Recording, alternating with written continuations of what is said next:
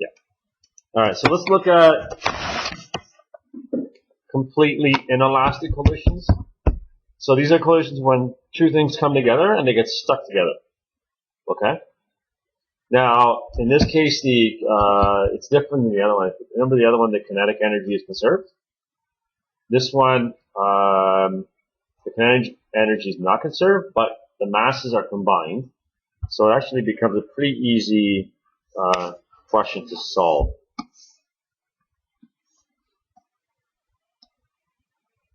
All right, so this is what we know. We know the initial is equal to the final, right? That's no different. But we also know the kinetic energy is not equal to the kinetic energy initial is not equal to kinetic energy final, right? So here we have a truck. We have a truck that's traveling. My truck traveling west. Oops, going west. Whatever. I have it going this way. Maybe this way is west. Although I always associate west with left for some reason. And left and west have nothing to do with each other. But whatever. So here's a car. There's my car. Okay. My car. It's going this way. So they're going in the opposite direction. They're going to crash. Okay. So we have the initial momentum of each vehicle. So the truck and its speed plus the car and its speed is going to equal the final momentum, which is the same. But here's the thing. In this case, it's actually the combined mass, because we're going to assume that they get stuck together with some final speed, which I don't know if you want to call it v1, vf, whatever you want to call it. All right. So we have the velocities. Oh, that's supposed to be, okay, that's unrealistic. That should be 100 kilometers per hour. Okay, it's 100 kilometers per hour. So first thing we got to do is we got to convert 100 kilometers per hour into what unit? Right. And you divide by what number, Kiara? All right, 3.6. That will give you the answer in meters per second. I believe that's 27.6. Can you double check that? So there's 1.8. Okay. Figure by now I should have these memorized. Okay, 27.8. All right. So the truck is going west. We'll make west negative. We'll make east positive. So we can say that the truck has a mass of 3,000 and it's traveling west, which is negative 27.8. And the car has a mass of 1,000 and is traveling east at the same speed. And we want to know what's the final speed, the final velocity of the car and truck after the collision. Okay? So that's what we're looking for. But we know that the combined mass would be what? 3,000 plus 1,000, which is 4,000. I didn't put the units in here. I'll just leave the units out. But we don't know what that final speed is. Okay. All right. So just based on intuition, which way should the combined objects travel, east or west? What do you think? Obviously, it'll travel and stop because friction, right? But at the initial moment of impact, right after that moment, it's going to be traveling at a certain velocity, right? Which way will it be traveling, east or west? What do you think? Alex? Why? Yes, because the truck is much heavier than the car, right? And because they're traveling at the same speeds, the truck has more momentum than the car. So we expect that they're going to travel in the direction the truck was going, but obviously slower. So let's add these numbers up. So what's 3,000 times negative 27.8 plus 1,000 times 27.8.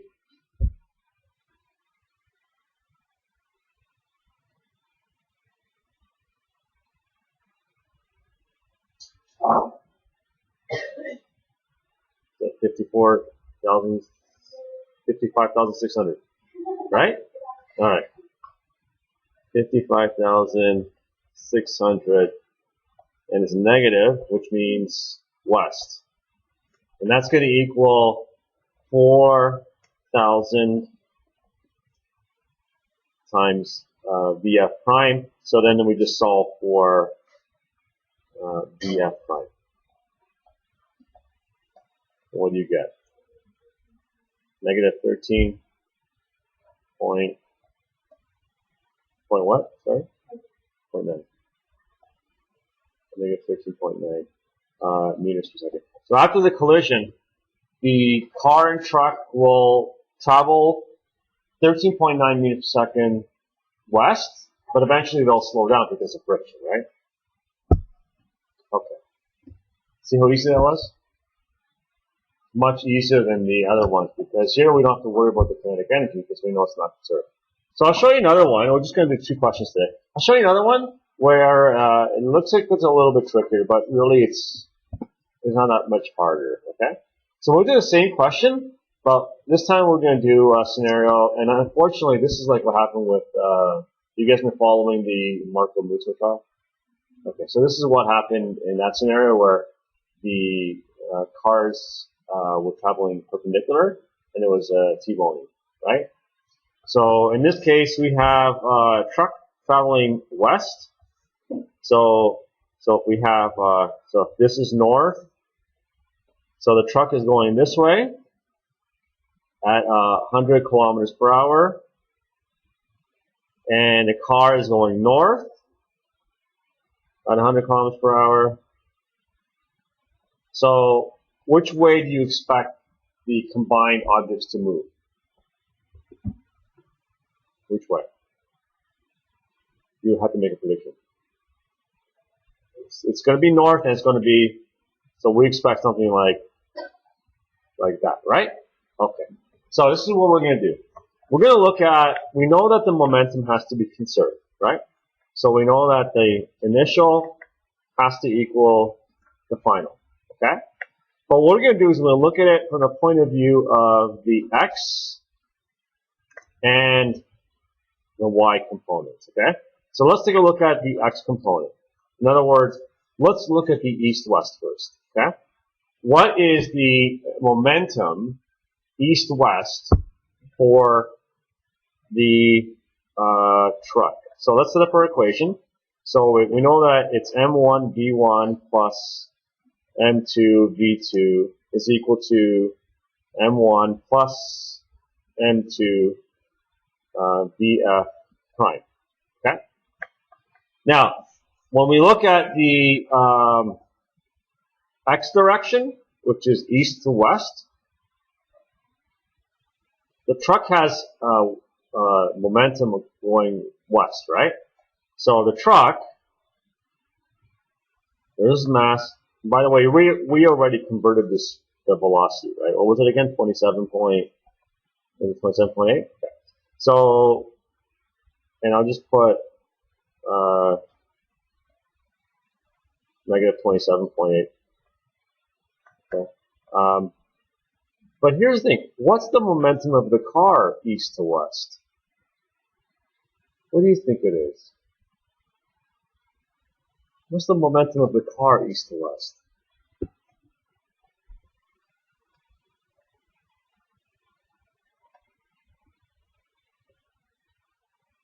What do you think?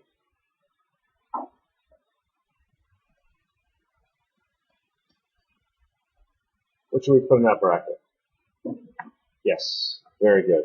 The only thing that has momentum east-west is the truck. Okay? So here is 1.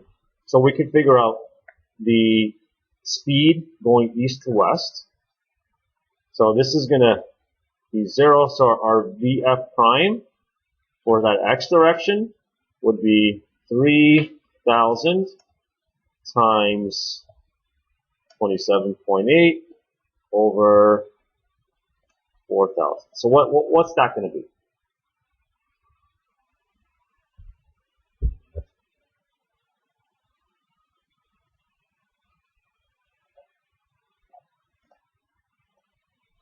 Should be about 21, right?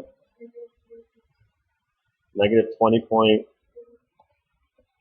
Let's see, 20.9. Okay. So 20.9 meters per second west. Okay, that's x. Now let's look at y. Same equation, right? We have m1, so we know the truck is 3,000 times its speed going north plus m2, which is the car, times its speed going north, which we know is 27.8, is going to equal the combined mass times the final speed. Now, look, I left a blank here, but what do you think the momentum of the car is going north initially? Or north-south? Because at y direction means north-south, okay? So what do you think the speed north to south is of the truck? Considering it's traveling west. 0 also. Okay? So the only thing contributing momentum north to south is the car. So now we do the exact same thing. We solve for VF.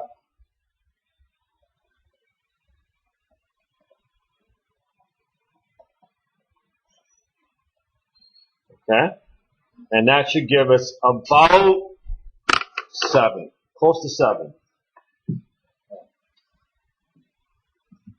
Close to 7. Okay?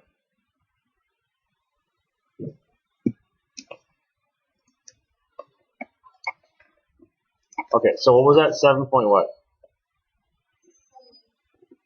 6 point? Oh, sorry, 6 point. Yeah. Okay. So now here we have our component for west. We have our component for north. What do you think we do now? Yeah, exactly. What you've been doing since grade 11.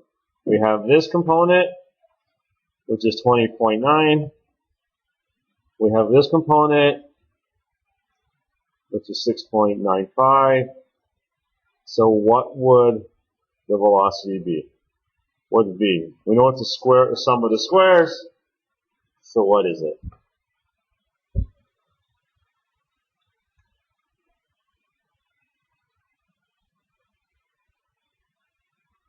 You get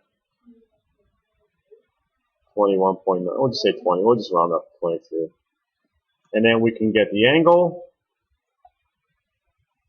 Okay. And the angle is going to be inverse tan of 6.95 over 20.9. It should be a pretty small angle.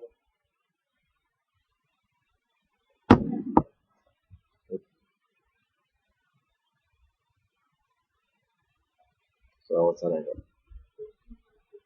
18.4 degrees. Okay. So then, therefore, the final, so the car and truck, that looks like cart now.